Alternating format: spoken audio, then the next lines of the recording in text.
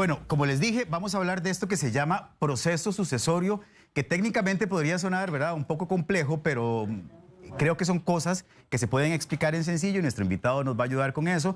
Y además son cosas que es importante tener claro todos, porque la verdad es que no lo queremos, pero la muerte de un familiar o de nosotros mismos puede ocurrir en cualquier momento. No lo queremos y ojalá que así no sea, pero sabemos que es algo que va a llegar. Y si hay bienes que heredar o división de bienes y cancelación de deudas, entonces esto se puede complicar. Así que quiero presentarles a nuestro invitado, Benjamín Gutiérrez, es abogado especialista en Derecho Procesal. Correcto, así es. ¿Cómo amanece? Buenos días, ¿cómo están? Bien, ¿y usted? Muy bien, gracias. Me alegra. Don Benjamín, ¿por qué no hacemos el ejercicio de empezar explicando qué es esto del proceso sucesorio? Sí, como bien acabas de decir, es algo que suena muy técnico, pero en realidad se puede suavizar, simplificar para que en realidad sea muy fácil de entender, porque casualmente es tal vez lo único que todos vamos a tener que enfrentar alguna vez. Dicen los gringos que existe un dicho de death and taxes, o sea, lo único que hay seguro en la vida son los impuestos y la muerte. Así que tenemos que entenderlo bastante bien. El proceso sucesorio como tal, en realidad es lo que se conoce coloquialmente como la mortual. La mortual es aquel proceso que tenemos que llevar ante un juez o ante un notario público, dependiendo del caso, para poder distribuir todos los bienes que dejamos en vida. Entonces, todo aquello que dejamos en algún momento en nuestra vida tiene que llevarse forzosamente a un juez o a un notario, como te decía, para que se pueda determinar quién va a heredar la casa, los carros, las acciones y demás cosas, para que no haya ningún problema. Ya la muerte familiar es bastante complicada, como para que además haya pelea por esos temas. Ahora, hay que abrir un proceso sucesorio, una mortual, a pesar de que la persona haya dejado un testamento, por ejemplo. Sí, correcto. Es que existen dos procesos sucesorios. El proceso sucesorio legítimo, o sea, el normal, que es cuando no hay testamento, tenemos que ir a un juez y hacemos todo el trámite de ahí. Y también existe el proceso sucesorio testamentario, que es cuando tenemos un testamento. Siempre hay que ejecutarlo en algún lugar para efectos de que haya un control y haya un orden, porque, pues, volvemos a lo mismo. Cuando una persona está muy triste y además hay hermanos, hay tíos, hay primos y eventualmente terceras personas que hayan estado puestas en un testamento, pues no sabemos si vamos a tener la capacidad de tomar la decisión solos. Entonces le delegamos eso a un juez o bien a un notario cuando hay un testamento. Ok. Aparte de propiedades, ¿qué otras cosas más pueden entrar dentro de un proceso sucesorio? Pues en realidad todos los activos. O sea, podemos tener perfectamente la casa, la finca, los carros perfectamente. O sea, cualquier bien inscribible puede estar ahí, una moto sin problema, acciones de sociedades, cuentas bancarias, o sea, todo lo que haya en esa línea, incluso más allá de eso, podemos perfectamente determinar los bienes muebles, lo que está en la casa, o sea, el menaje de casa que conocemos. Y quién se deja los sillones, quién se deja el cuadro X, quién se dejó el reloj de oro de la abuela que estaba encerrado en algún lugar, cómo vamos a distribuir esas cosas. Pero más aún, el proceso sucesorio nos permite incluso determinar hasta cómo va, si hay un testamento, cómo vamos a determinar quién se hace cargo de nuestros niños. O sea, podemos hablar de la tutela, por ejemplo. Vamos a determinar quién se hace cargo en caso de que yo muera, de la educación de ellos, de cuál religión van a seguir profesando, cómo van a ser educados. Puedo determinar perfectamente cómo quiero que se distribuya, que es muy importante. O sea, no necesariamente voy a decir, ahí está todo lo que teníamos y vuélvanse locos viendo cómo lo distribuyen, sino más bien vamos a fijar las reglas. Vamos a determinar, vamos a ponerles un fideicomiso para que ustedes tengan que seguir estudiando, si son niños pequeños, hasta que tengan un doctorado, por ejemplo, pueden recibir esto, o van a alquilar los bienes para hacerlos líquidos. O sea, dejamos todo lo que queramos legalmente, podemos ponerlo en un proceso de este tipo. Y se pueden incluir bienes, digamos, que a lo mejor materialmente no sean tan importantes o no tengan tanto valor, pero que sentimentalmente lo sean. Sí, por supuesto. Es que en realidad todo depende mucho de la subjetividad de cada persona. Claro. Para mí puede ser súper importante el perrito de la casa. O sea, el perrito de la casa, que generalmente genera mucho problema cuando hay divorcios y cosas de ese tipo, ¿quién se lo va a dejar? Hay que ver quién se va a hacer cargo también de manejarlo, quién va a hacer la administración de los bienes en ese momento. No sé, o sea, si tenemos todo lo que teníamos antiguamente, lo que te decía, cuadros, cartas, joyas, el mueble que viene heredándose de generación en generación y no sabemos cómo establecerlo. El gran problema es que cuando no hay ese tipo de condiciones y de reglas previamente establecidas en la familia, cuando alguien muere, los bienes de la casa es lo primero que se pierde. Eso le quería preguntar, abogado, ¿por qué es importante que todos, ya sea que tengamos muchos bienes o pocos bienes, ¿verdad? Porque a veces, eso es otra cosa de la que quería hablarle, a veces pensamos que como yo no tengo nada, no es necesario dejar nada en orden y luego vienen los problemas, claro. Por mínimo que sea lo que tengamos. ¿Por qué es importante dejar orden en esta parte? Mira, es triste, y se lo digo ya como abogado por la experiencia de tantos años, nosotros vemos como familias que han sido unidas tremendamente, que se han querido, que van a fiestas, que van a viajes, que uno sabe que son las familias perfectas, el día que entra a un sucesorio se odian a muerte. Los primos se van por un lado, para el otro, nadie se habla, las peleas tremendas. Dejar esto en orden es una forma de decirle a nuestros seres queridos, vamos a evitarles un sufrimiento más después de que yo falte. Les voy a dejar listas las reglas de cómo van a distribuir todo, cómo lo vamos a arreglar, para que no haya problemas internos. Benjamín, y lo que la persona, digamos, lo que la persona que hereda dice o establece es santa palabra, digamos, su decisión debe ser respetada siempre, siempre, siempre, a pesar de que los demás no estén de acuerdo, porque digo yo, en esto de la distribución de los bienes pueden ser... Sale de todo. Puede ser, ¿verdad? Que haya mucha gente que diga, bueno, ¿por qué le dejaron esto y a mí esta otra cosa? Sí, el tema es que hay que entenderlo. Cuando hay un testamento, la única forma en que yo deje las cosas claras y decir, esto se va a hacer de esta y esta de esta manera, es con testamento. O sea, la única forma en que papá y mamá sigan controlando a sus hijos después de la muerte es con testamento, en donde decimos cómo vamos a distribuir. Si no tenemos claras esas reglas, va a ser un juez que lo va a distribuir de partes iguales de conformidad con lo que diga la ley. El tema es ese, ¿cómo vamos a fijar esas normas, esas reglas a futuro? Con un testamento. Vamos a decirle a ellos cómo lo vamos a distribuir, quién tiene una cosa, quién tiene otra, y la única forma en que yo puedo estar en contra, yo hijo, que digo, mira, yo no quería que me dieran esto, ¿sí? Es entonces yéndome a impugnar el testamento en un proceso judicial en donde tengo que demostrar que papá o mamá estaban mal de la cabeza en este momento, que fueron coaccionados, que el testamento fue mal otorgado, que no tenía los testigos suficientes o que no cumplió con las formalidades del caso. Pero la única forma, ¿por qué? Porque yo como dueño de mis cosas hago con ellas lo que quiera, incluso después de la muerte. Entonces no puede un hijo llegar a decir, papá, es que yo no estoy de acuerdo en que vos vayas a darle a mi hermano o a mi hermana una propiedad o una acción o una inversión determinada, sí, porque yo he querido, yo me lo merezco más. Bueno, es que eso es súper subjetivo de la persona que lo está heredando. Yo puedo rechazar cosas que me hereden. Sí, totalmente. Puedo decir, no, yo no quiero eso. Efectivamente, de hecho la herencia puede rechazarse. El tema es que si se rechaza hay que determinar también si ya se fijaron las reglas de cómo va a crecer. O sea, si tenemos 3 herederos y vos decís, yo no quiero heredar, entonces hay que fijarse si el testamento tenía las reglas para que se hereda a favor de ellos dos, o bien, si no lo dice, tendríamos que ir a un proceso sucesorio, ya judicial, solamente para ver lo que quedó por fuera. Pero por supuesto, generalmente hay gente que dice, mira, yo no necesito eso, entonces prefiero cedérselo a un hermano que lo necesita más, en cuyo caso no habría problema, porque yo puedo también, como dueño de mis cosas, si me heredaron algo y no lo quiero mantener, se lo puedo ceder perfectamente a un familiar, a un amigo, a un primo, a quien yo quiera. Perfecto. Bueno, para repasar lo que hemos hablado hasta ahora, vamos a colocarles una pantalla con algunas de las cosas que se pueden distribuir en un proceso sucesorio. Ya Benjamín nos había dado la información, pero lo repasamos. Propiedades, vehículos, acciones, cuentas bancarias, menaje de casa, que eso tiene que ver con todos los muebles, digamos, que hay dentro de la vivienda. Correcto. Bienes no inscribibles, ahí tenía la duda y quería que nos explicara usted qué es. Todos aquellos bienes que no van a registro. O sea, los sillones, la ropa, el reloj, todo lo que sea de esa forma, la bicicleta, por ejemplo, que ahora tienen tanto valor y que se usan tantísimo. Todos esos bienes, el televisor, los equipos. Hay que tener muy claro que desde el punto de vista del Código Civil, la posesión vale por título. Eso significa que si yo tomo este vaso, por ejemplo, y me lo encontré y digo que es mío, no hay forma de que una autoridad pueda decir, es que cómo sé yo qué es o no es de Benjamín o qué es de Randall, porque no está inscrito.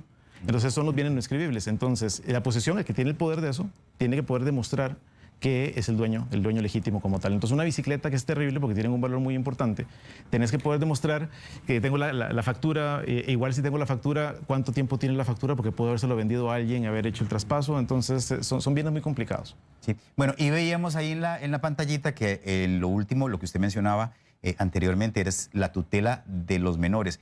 Cuando ya no quedan hijos menores de edad, esa parte no hay que meterla dentro del sucesorio. No, de hecho, no es necesario, se mete en el testamento. O sea, en el sucesorio no se va a determinar eso, ya se ve el juzgado de familia. Cuando una persona tiene menores de edad y fallece, hay que ver quién se va a hacer cargo de la educación de ellos y seguirlos manteniendo. Y muy importante también, en el sucesorio, se van a fijar alimentos.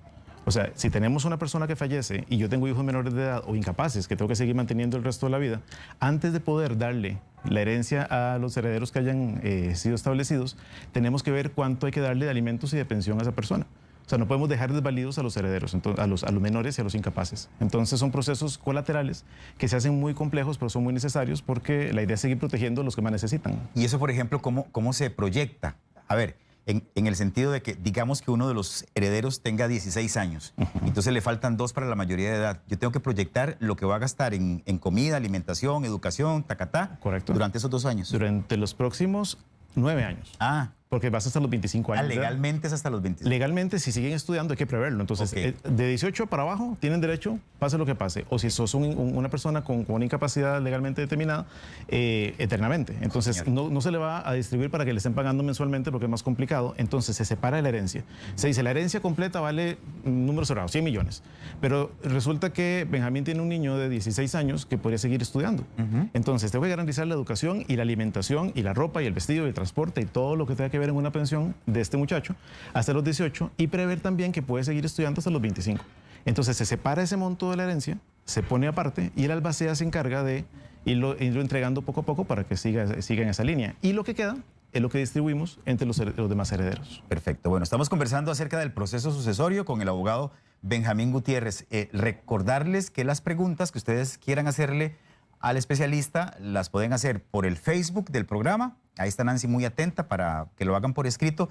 Y si quieren mandarnos un video al 6087-7777, que es el número de WhatsApp, en caso de que quieran utilizar esa opción.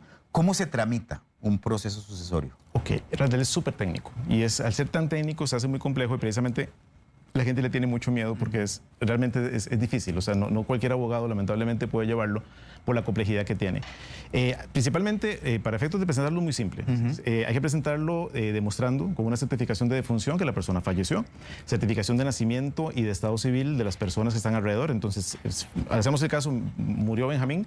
Entonces, como Benjamín falleció, una certificación de que falleció y una certificación de estado civil para saber si tiene esposa. Entonces, ya sabiendo esa situación, entonces podemos directamente saber quiénes son los herederos iniciales y después vemos quiénes son los hijos. Y certificaciones de bienes. Con eso tan simple, se presenta al juez, se pide que nos den un albacea. Un albacea es la persona que va a administrar toda la sucesión y se va a hacer cargo de cómo distribuirlo, cómo pagar impuestos y manejarlo y demás mientras el juez termine de resolver. Y esa es una publicación para que cualquier tercero interesado pueda personarse en un plazo de 15 días. Ese tercero interesado significa puede ser acreedores, puede ser la Caja de Seguro Social, se le quedaron debiendo, puede ser el Ministerio de Hacienda, se quedaron debiendo impuestos, cualquier tercero, cualquier hijo que no estuviera, que no supiera o que está por fuera del matrimonio, que también pasa mucho, entonces llegan a pedir sus derechos. Y de ahí, si no hay pelea, pues fácilmente vamos a hacer la distribución. Lamentablemente, como estamos diciéndote, si no hay testamento, generalmente hay pelea. Entonces eso se puede complicar y hacer muy, muy lento en el tiempo. Okay. ¿Tiene que ser un proceso en el que yo necesito contratar a un abogado? Sí, ese es uno de los procesos en ¿O que un particular puede ir ante el juzgado a presentar toda esta documentación? No, esos son los procesos en que sí necesitas un abogado por varias razones. La ley establece primero que todo que va a haber un abogado para la sucesión. O sea, para la mortual como tal, va a tener un abogado principal, un abogado director que se le llama, que se va a hacer cargo de toda la tramitología legal del proceso de ahí para adelante. Pero también va a haber un albacea, que entonces va a tener un honorario como tal. Pero adicionalmente, si somos, pensé, 10 herederos, si somos 10 herederos y cada quien quiere poner su abogado para poder defenderse, entonces tenemos 11 abogados porque uno defiende a uno y demás. Demasiado Y complejo. se complica. Y después tienes que valorar los bienes para ver cuánto valen realmente. Entonces tienes que meter un perito. Y vas subiendo y complicando y metiendo más cosas. Entonces, con más razón, si no hay pelea, si hay testamento, es mucho más sencillo porque pones un solo abogado, entonces los costos se vienen al suelo, una barbaridad. Ven por eso la importancia del testamento, ¿verdad? Sí. Que lo dijimos al principio. Y a la gente le da miedo. Bueno, no sé, generamos una reacción extraña, ¿verdad? Es una superstición, es Sí, sí. un estigma, si se quiere. ¿Verdad? Porque la gente piensa que hablar de eso es como hablar de la muerte. Y la verdad es Correcto. que lo dijimos al principio, o sea, todos somos de la muerte. Es lo único que es seguro en la vida junto con los impuestos, insisto. Pero efectivamente, el testamento, como es una declaratoria de última voluntad, o sea, formalmente es, yo dispongo de todo lo que yo tengo en vida hasta después de la muerte. Entonces, facilito de una forma muy simple que todos pues sigan en orden. Quiero devolverme atrás a algo que usted dijo. Por favor. Que puede ser que en algunos casos, iniciado el sucesorio, aparecen hijos, por ejemplo, que no son dentro del matrimonio, u otros familiares reclamando bienes. ¿Qué pasa con eso? Pues tienen derecho, en realidad es muy importante. Vuelvo a lo mismo y voy a ser muy claro en eso. Si hay testamento, puede brincar quien quiera brincar, que salvo que demuestre que yo tengo un problema, Ok. lo que yo dije quedó válido. Pero si no hay testamento, entonces todas las personas que tienen derecho, hay una línea jerárquica, por decirlo así. El primer grado siempre van a ser los hijos, los padres de la persona que fallece y el consorte, que el consorte es el esposo o la esposa o bien una unión de hecho reconocida judicialmente. Entonces, ahí tenemos tres que van a ir en partes iguales. Si ellos no están, va a pasar a los abuelos y bisabuelos. Si no están, pasa a los hermanos. Si no, a los sobrinos. Si no, a los tíos. Y si no, las juntas de educación. Entonces siempre hay un orden complicado. Entonces, si no hay un testamento, se hace una publicación y yo creo que tengo un derecho, yo tengo el derecho a personarme perfectamente a la sucesión, a decir, uy, saben, don Benjamín se murió y yo soy hijo de la tercera pareja que nadie sabe que existe, pero yo tengo derecho sobre esto. Y verifican que efectivamente es un niño reconocido y tiene derecho a pedir. O bien un acreedor, una vez más, que le dejaron una letra de cambio dando vueltas por ahí y sale corriendo a decir, a mí me deben esta plata y yo quiero que me paguen. Entonces la herencia tiene que pagar.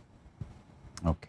Es importante tomarlo en consideración. Vea, quiero ir sumando algunas de las personas que ya están haciendo preguntas en redes sociales, don Benjamín, porque me parece que es una buena forma de ir avanzando. Claro. Vamos a ver, Helen Blandón, por ejemplo, le pregunta, si una persona da en donación todo antes de morir, ¿una cónyuge puede pelear por los bienes que fueron dados en donación?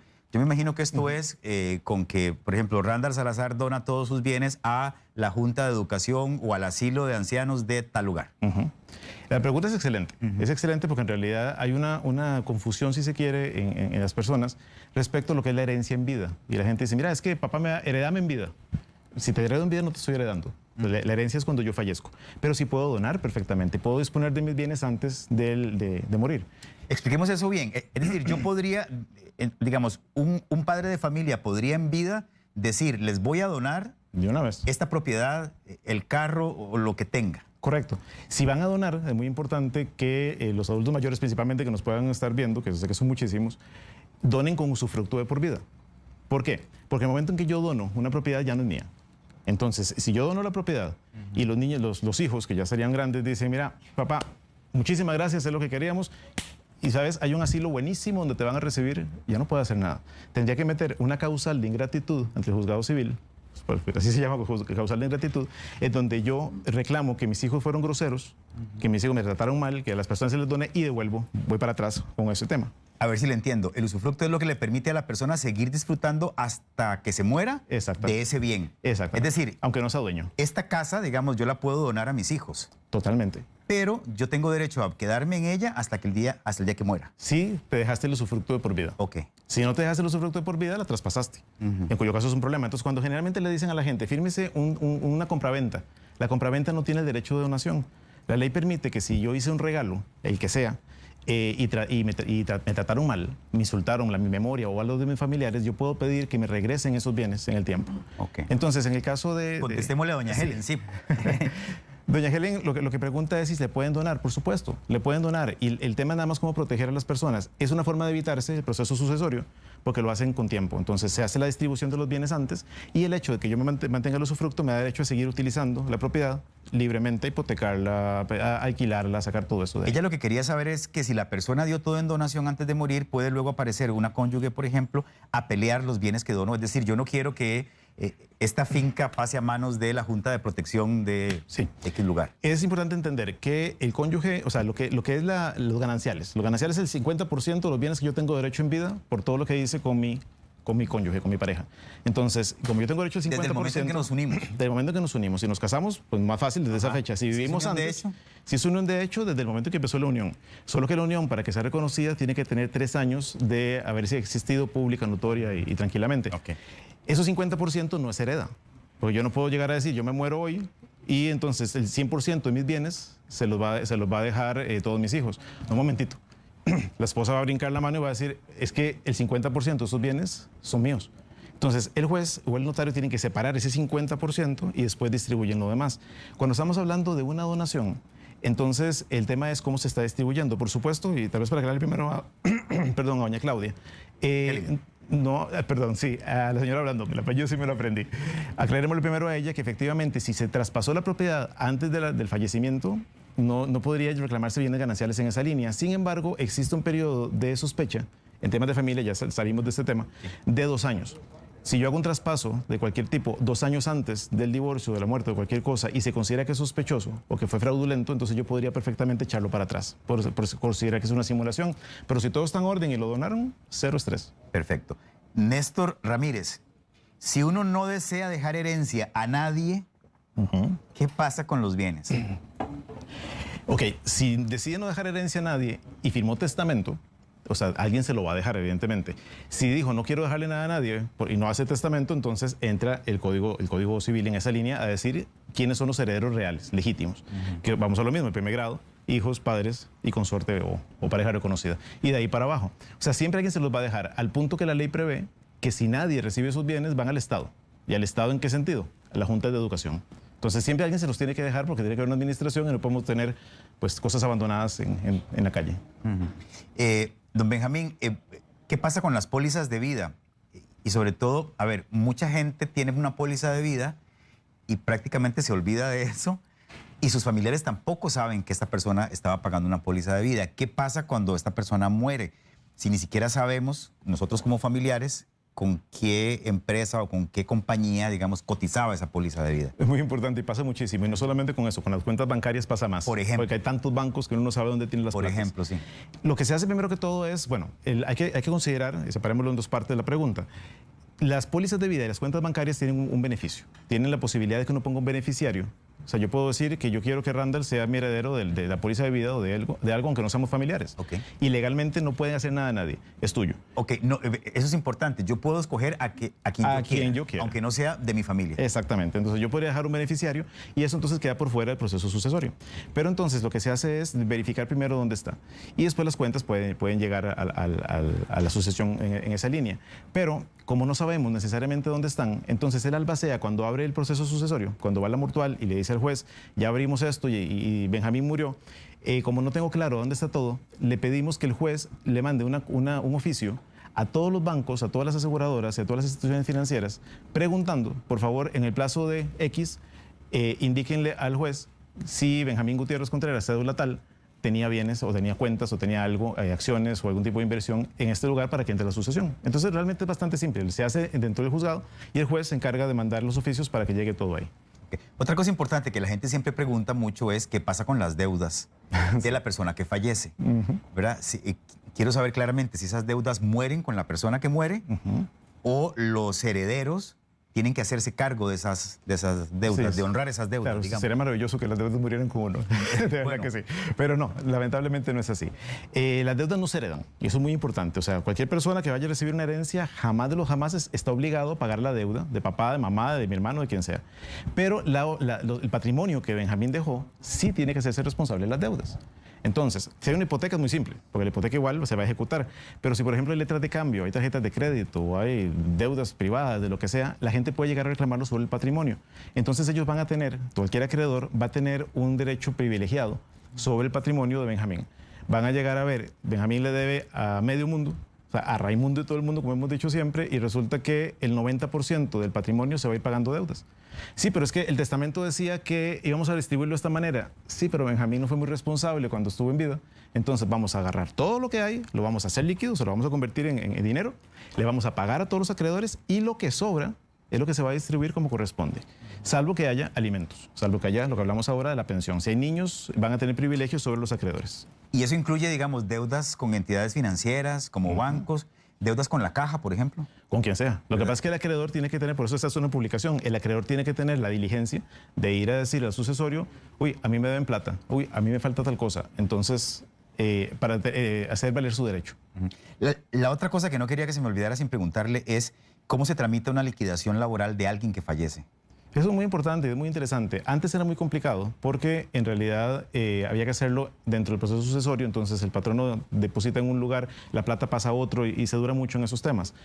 Con la reforma del 2017 del Código de Trabajo se hizo una modificación muy interesante en donde el juez de trabajo puede hacer como una mini sucesión para efectos de esta liquidación. Lo primero que hay que saber, muy importante, los patronos no tienen que darle el dinero a la esposa, a los hijos o al esposo y los hijos o a los papás del trabajador o trabajadora que falleció. Entonces, lo que tienen que hacer forzosamente es depositar la liquidación completa, que es el equivalente a un despido con responsabilidad, o sea, cesantía y todo lo demás, a la orden del juzgado de trabajo. En la cuenta del juzgado, el juez entonces va a pedirle a los herederos, vengan para acá a ver quiénes son y les vamos a distribuir el dinero como corresponde. El gran error que cometen muchos patronos es que pagan diciendo, no, es que yo sé que esos chiquitos, que son pequeñitos, fue un accidente de trabajo, necesitan la plata, entonces voy a pagárselos de una vez.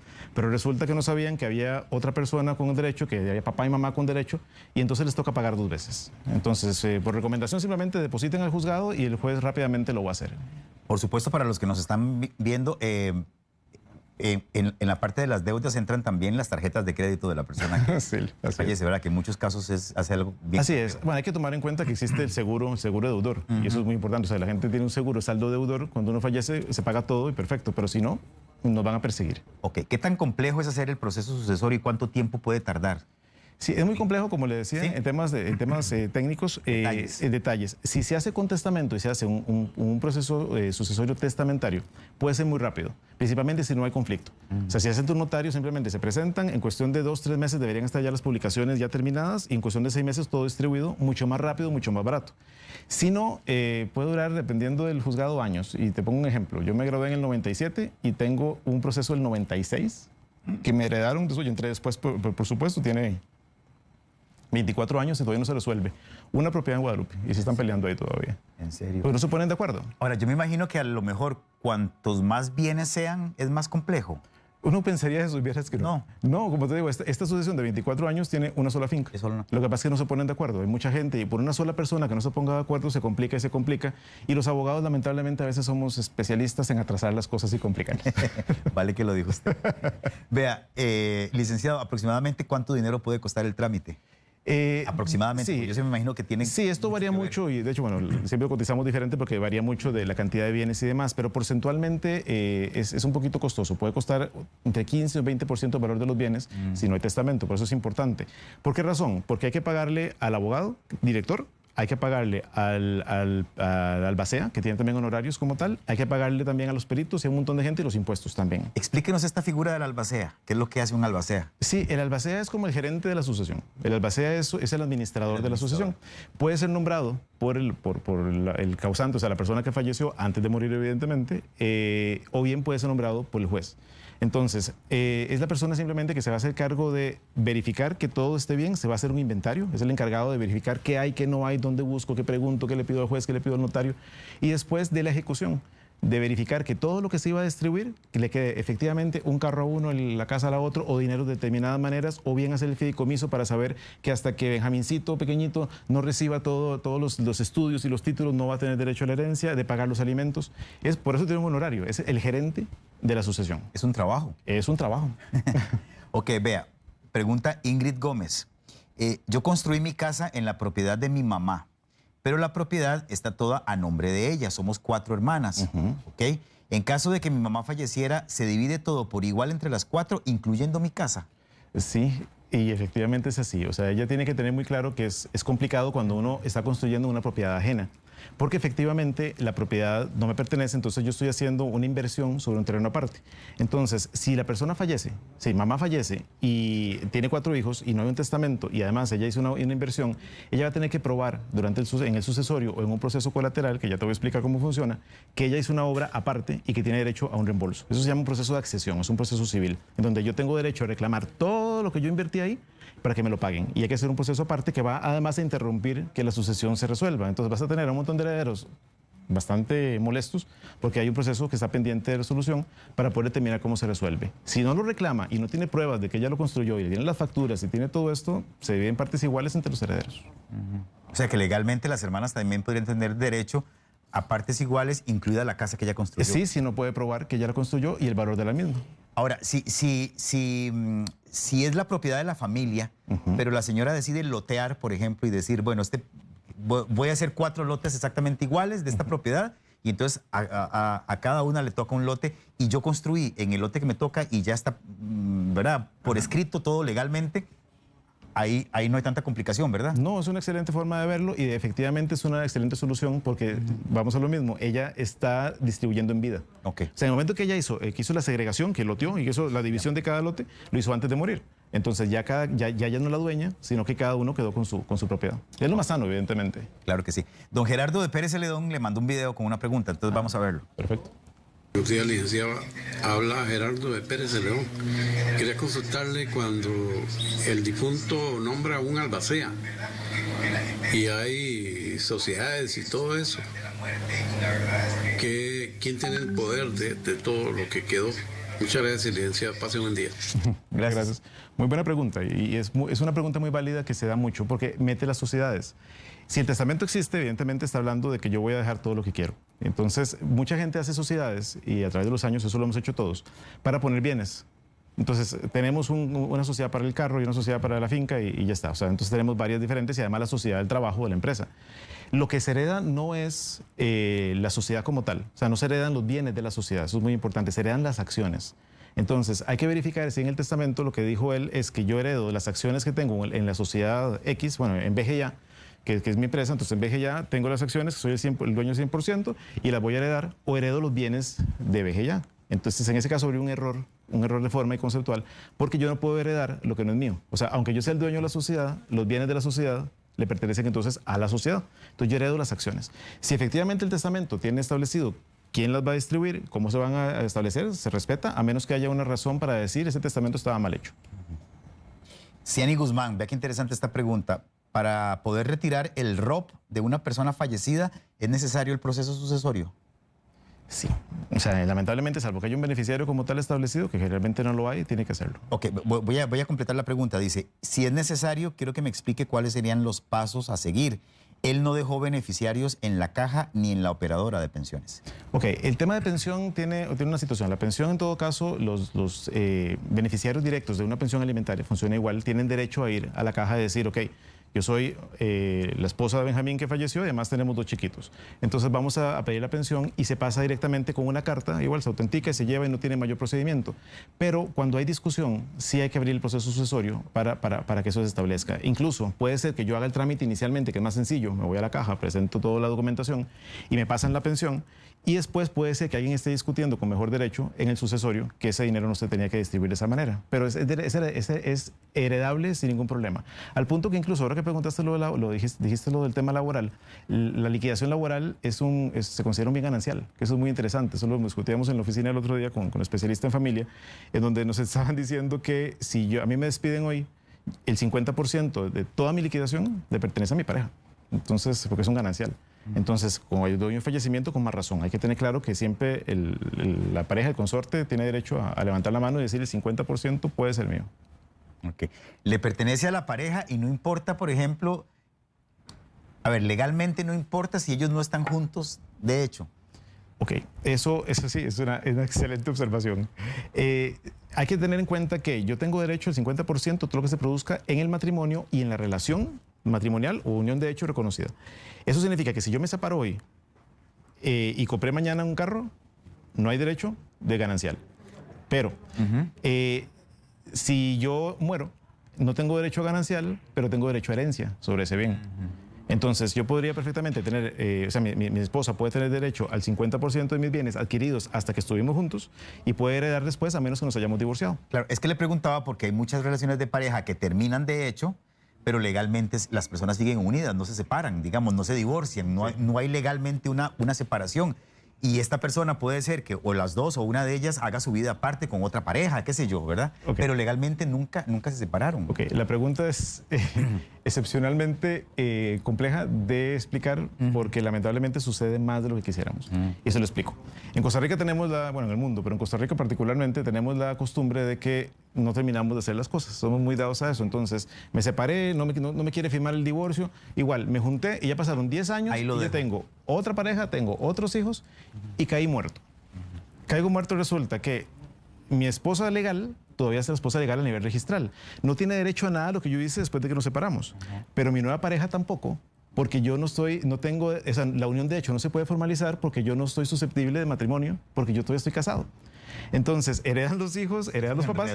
Es terrible. Y la esposa no tendría derecho a los gananciales, la esposa del registro, con la que me separé hace 10 años, pero sí tendría derecho a pedir una parte de la herencia porque legalmente tiene derecho.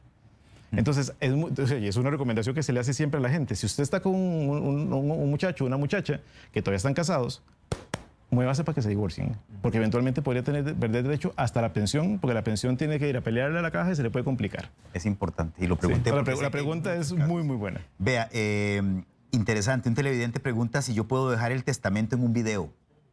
No, bueno, a lo mejor en el futuro lo vamos a poder hacer así, pero de momento no. De momento hay dos formas de hacer el testamento, o sea, ante notario público o se puede hacer de forma privada. Lo que pasa es que el privado, y lo explico muy rápidamente porque sí es importante que lo sepan, es muy formal. Si lo hacen privado, si lo hace a mano, y yo quiero dejar de mi puño y letra, necesito 4 testigos que firmen después diciendo, Benjamín lo distribuyó de esta forma. Okay. Y si lo hice en computadora, lo imprimí, lo firmé, sin notario, necesito 6 testigos.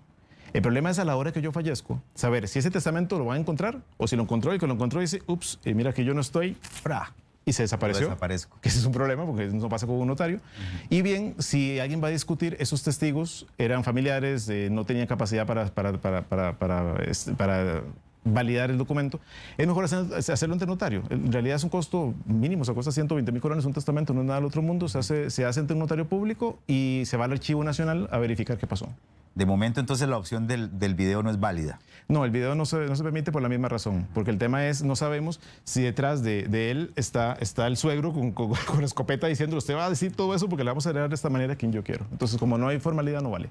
Katia Sánchez, mi hermano murió hace un año. Al principio le solicité a la empresa para la cual trabajaba la liquidación que le correspondía, pero nunca logré que la empresa depositara en el juzgado. La verdad, no tengo dinero para pagarle a un abogado. ¿Qué se puede hacer en este caso? Bueno, en este caso es laboral, entonces tiene una ventaja. O sea, si no puede pagar un abogado, aparte que hay consultorios jurídicos en varias universidades, puede perfectamente personarse e iniciar el trámite. Es una denuncia formal que tiene que hacer contra el patrono, porque el patrono tiene inmediatamente que el trabajador fallece, depositar la liquidación completa en el juzgado de trabajo. O sea, no puede esperarse a que alguien llegue a pedírmelo.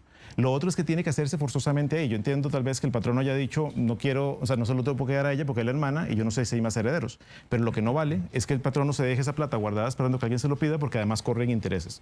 En 2 platos, o sea, puede presentarse al juzgado sin necesidad de abogado y iniciar el trámite de sucesorio para que le comuniquen a la empresa que deposite y que de una vez cobre intereses y daños. Perfecto. Bueno, creo que tenemos más videos. Vamos a intentar pasar unos 2, tal vez, Jorge. Si tenés el siguiente, ahí nos lo pones. Buenos días, caballero. Lo felicito por el programa. Mi consulta es esta. 2 hermanas adultas mayores vivían juntas en una vivienda. Una de ellas falleció y no tenía hijos ni dejó nombrado a nadie. La hermana que quedó es una adulta mayor de 83 años. Apenas vive con su pensión. Pero resulta que hoy en día, para hacer cualquier arreglo de alguna casa, para cualquier trámite bancario, se debe hacer un sucesorio y los costos son muy altos debido a que ella apenas sobrevive con su pensión. En este caso, como la otra hermana no tenía hijos, solo hermanos, y ya la mayoría de los hermanos están fallecidos, en este caso es cierto que, digamos, la familia de los hermanos también fallecidos tienen derecho al sucesorio. Y como segunda pregunta, ¿ese sucesorio se puede presentar público? ¿En qué ente? Sin costo. ¿Y sabe usted más o menos el periodo que tarda en salir un sucesorio? Gracias y tenga un muy buen día. Gracias a usted, muy buena pregunta. Sí, efectivamente, el proceso tiene que hacerse ante el juez civil, o sea, es el juzgado civil del lugar donde falleció la persona. Okay. O sea, no hay que darle vuelta, tiene que haber abogado. O sea, lamentablemente no puede evitar el proceso, pero sí podría, si no tienen recursos, hacerlo por medio de un consultorio jurídico, Universidad de Costa Rica, universidades privadas que todos tienen estas condiciones. Entonces va adelantando. Efectivamente, no pueden hacer nada con una propiedad mientras pertenezca a otra persona. Entonces, entiendo que la señora, una adulta mayor además, que es más complicado, claro, si quiere hacer una reparación puede hacerla sin problema, pero no puede pedir préstamos sobre la propiedad. Entonces le complica. El proceso sucesorio tiene que empezarlo, no debería ser muy largo si estamos hablando que es una adulta mayor y esperaríamos que no vaya a haber pelea. Si hay pelea sí se puede complicar muchísimo, porque además el problema es si son varios hermanos los que tienen derecho únicamente a heredar y uno fallece en el camino, entonces hay que abrir la sucesión de la persona que falleció para ver que los herederos de esta persona ingresen también y empieza a haber cada vez más y más personas opinando y complicando las cosas. Pero sí puede hacerlo, lo que pasa es que tiene que acudir cuanto antes a hacer el trámite. Muy bien. Bueno, y vamos a terminar la entrevista con una pregunta que nos manda don Omar Matarrita de Punta Arenas. Buenos días, yo me llamo Omar Matarrita aquí de Punta Arenas. En el caso mío, que mi papá no me ha reconocido ni nada de eso, ¿cómo se puede hacer en ese proceso? Díganme ustedes, porque mi papá tiene tierra, tiene hoteles y todo en Guanacaste. Yo no estoy reconocido por él, pero somos varios hermanos, somos como 7 o 8 hermanos. Me gustaría que me ayudaran. Muchas gracias por su respuesta y necesito que me ayude en ese caso porque mi papá me ha dicho que sí, que yo soy heredero, pero ¿cómo lo demuestro? Muchas gracias y tenga un buen día. Gracias a usted, Omar. Sí, don Omar, eso es muy importante. O sea, usted tiene una posibilidad de hacer el reclamo ante el juzgado de familia, evidentemente haciendo un reconocimiento, un trámite de reconocimiento de paternidad si lo quiere hacer. Pues tendrá la complejidad de siempre, pero puede iniciarlo en cualquier momento de su vida. O sea, no tiene que esperarse ni que fallezca el señor, porque si fallece su papá, se va a complicar todavía más, porque lamentablemente estamos hablando de que habría que hasta exhumar el cuerpo para poder sacar los marcadores genéticos y verificar si es el hijo o no. Una forma de acomodarlo rápidamente y simplemente es que su papá deje testamento. Si le dejan un testamento, no hay que estresarse en lo más mínimo, porque ya usted es parte de la herencia, a menos que lo cambien. El testamento se puede cambiar un montón de veces, entonces hay que tener cuidado con eso. Y si no, simplemente pues hacer el reconocimiento. Si el papá le ha dicho que lo quiere reconocer, pueden hacerlo voluntariamente, muy simple, ante el juzgado de familia, muy barato y muy rápido. Entonces lo ideal es evitar ese problema. Y nada más le repito, si fallece su papá y no se ha reconocido, lamentablemente hay que hacer un reconocimiento de una persona fallecida, que es sumamente complicado. Don Benjamín, muchas gracias. Muchísimo gusto, muchas preguntas, muy importante. Ha estado muy interesante y podríamos seguir 2 horas, le cuento. Porque no, cuando gusten preguntas estamos a las órdenes. Es un tema muy interesante. Voy a darle los números de contacto de Benjamín, 2280-0606, o también está el correo electrónico info@bgacorp.com. Ahí está apareciendo en pantalla. Así es. Y estamos en redes sociales, cualquier cosa, pero en lo que sean, estamos a las órdenes para todo. Gracias por sus respuestas. Gracias a ustedes. Y por habernos explicado tan clarito y tan entendible. Yo hablo muy rápido, a veces eso es un problema. No, pero todo lo entendimos perfectamente. Y gracias a ustedes también porque sus preguntas ilustran y le dan mucha vida al espacio.